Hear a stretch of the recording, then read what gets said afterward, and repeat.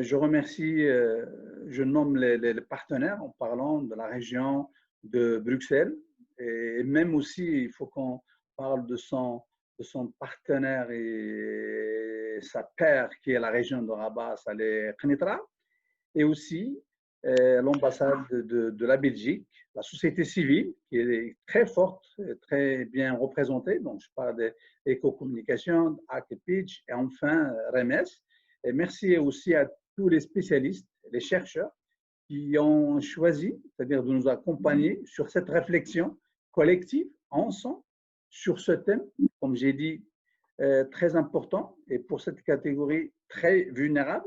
Je ne veux pas en dire beaucoup, ce que je peux dire que effectivement depuis 2004, lorsqu'on notre pays est en train c'est-à-dire d'élaborer le nouveau code de travail, cette catégorie n'a pas été oubliée, au contraire.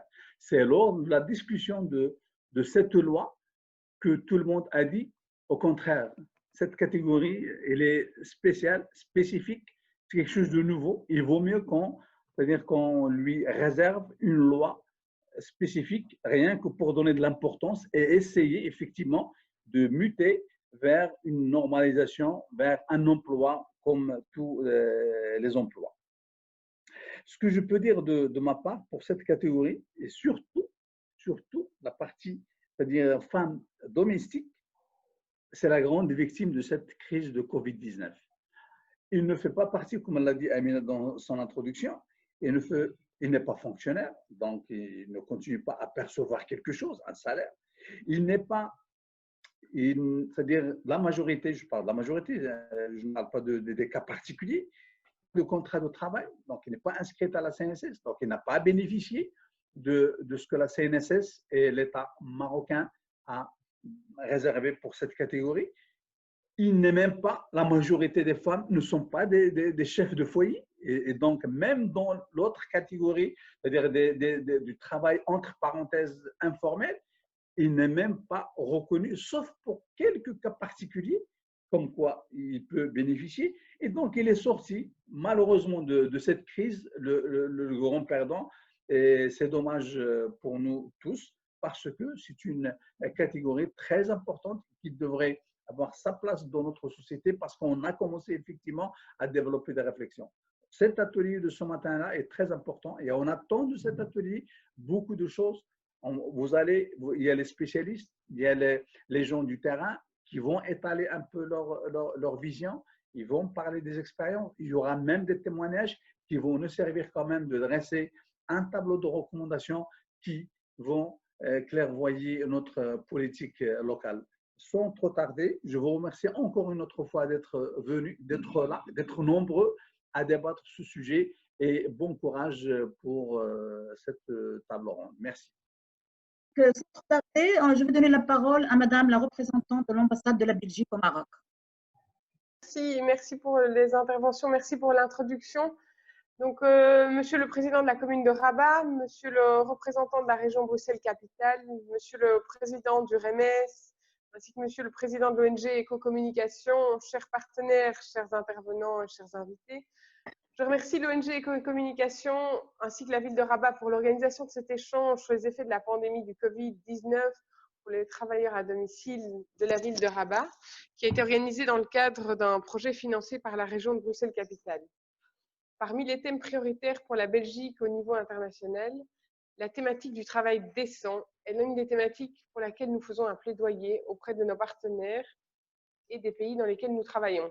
De ce fait, nous sommes très heureux de pouvoir participer à cette rencontre qui s'intègre totalement dans le cadre de l'amélioration des conditions de travail et des relations entre travailleurs et employeurs. La thématique de cette rencontre est particulièrement intéressante puisqu'elle est peu abordée et qu'elle concerne néanmoins une part importante de la population, soit en tant qu'employeur ou en tant que travailleur. En outre, ce thème est très pertinent dans le cadre du contexte actuel puisque les mesures prises pour le Covid, comme ça a été dit, ont probablement contribué à accroître la vulnérabilité des travailleurs domestiques. Et donc, l'opérationnalisation de la loi, plus que jamais, reste un élément important qui a sans doute été rendu malheureusement plus complexe par la crise actuelle. Donc, dans le cadre du projet financé par Bruxelles Capitale, il est très pertinent et intéressant puisqu'il comporte 2 volets, comme j'imagine ce sera présenté un peu plus tard. Et donc, je pense que ça, c'est très intéressant et ça rejoint cette thématique de travail décent. C'est qu'il y a d'une part informer, organiser, professionnaliser le secteur des travailleurs domestiques pour faire valoir leurs droits.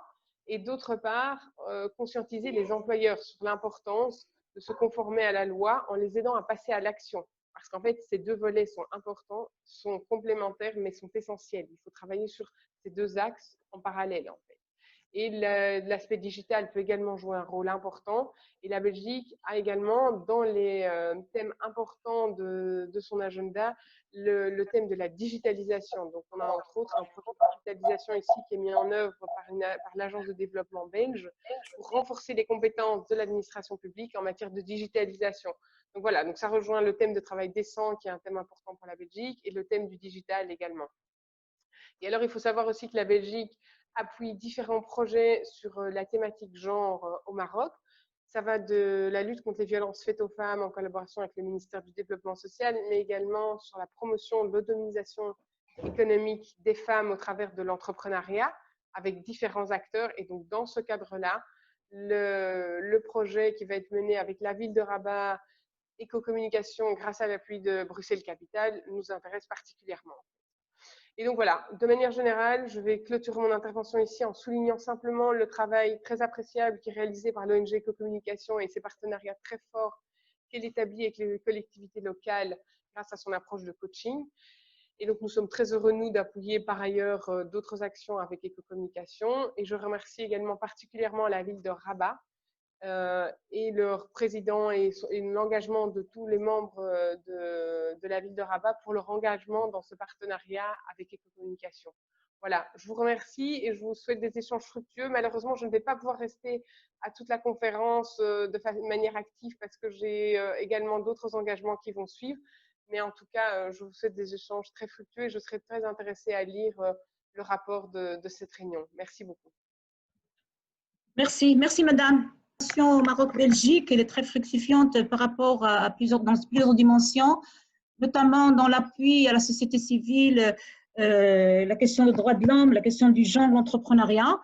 Donc, on ne peut que les remercier et vraiment leur présence ici parmi nous témoigne justement de leur appui à notre action. Donc, encore, sans trop tarder, je vais donner la parole à monsieur le représentant de la région Bruxelles Capitale. Oui, merci Madame Amina. Bonjour. Bonjour Monsieur le Président, Monsieur Sadiki. Bonjour Madame de la Mine de Bex. Bonjour à tous les organisateurs et surtout à tous les participants à ce séminaire. Je m'appelle Benoît Spapens, je travaille pour la région de Bruxelles-Capitale en tant que responsable du partenariat entre la région de Rabat-Salé-Kénitra et la région de Bruxelles-Capitale. Ce partenariat est un des plus riches et un des plus fructueux de la région de Bruxelles-Capitale. Étant responsable depuis quelques années de ce partenariat, je commence tout doucement à bien connaître votre magnifique ville de Rabat. Je suis très heureux que la région de Bruxelles-Capitale puisse appuyer positivement la situation des travailleurs à domicile. En effet, l'objectif de la région de Bruxelles-Capitale est de contribuer à la diminution de la pauvreté dans le monde à travers un développement économique durable et inclusif. J'entends par le mot économique, ce n'est pas spécialement gagner plus, mais c'est pouvoir gagner mieux, et ce qui permet à un groupe cible de renforcer sa capacité. Le cadre économique de ce projet, ce qui est très important pour la région de Bruxelles-Capitale, c'est de permettre à un groupe cible, donc ici les travailleurs domestiques, à mieux agir sur leur propre vie, à renforcer leur capacité à mieux agir sur leur vie. Nous finançons ce projet, nous cofinançons avec d'autres partenaires, via un appel à projet. La région de Bruxelles-Capitale collabore avec différentes régions partenaires pour soutenir ce développement économique durable et inclusif. Depuis bientôt maintenant 10 ans, nous lançons annuellement cet appel à projet pour soutenir la société civile belge, ici Éco-communication, qui doit collaborer avec une association de terrain dans une de nos 4 régions partenaires. Donc ici, nos 4 régions partenaires, mais bien sûr la région de Rabat-Salé-Kénitra, mais aussi la ville-province de Kinshasa, la municipalité de Chennai dans le sud-est de l'Inde ou Paramaribo, la capitale du Suriname en Amérique latine. Il est très important pour la région de Bruxelles-Capitale de soutenir ce genre de projet qui aide à qui aide les travailleurs domestiques à mieux s'émanciper, à être mieux protégés au niveau juridique et au niveau des contrats de travail. Malheureusement, la crise sanitaire n'a absolument pas aidé et a même empiré cette situation. Il est donc hyper important d'aborder l'impact de cette crise sur le futur quotidien, sur votre futur quotidien, de vous travailleurs à domicile, et de voir comment améliorer votre propre situation. Donc, je vous souhaite d'excellents résultats dans le cadre de ce projet, dans le cadre de cette table ronde, et je vais laisser la parole aux connaisseurs du projet, du terrain, et je vais suivre avec attention la suite de ce webinaire, et avec grand plaisir, je vais suivre, donc voilà, vous écouter. Donc, je vous souhaite un excellent résultat dans ce projet. Je vous remercie pour l'intérêt que vous portez justement à nos actions et surtout à cette problématique qui nous interpelle tout le monde.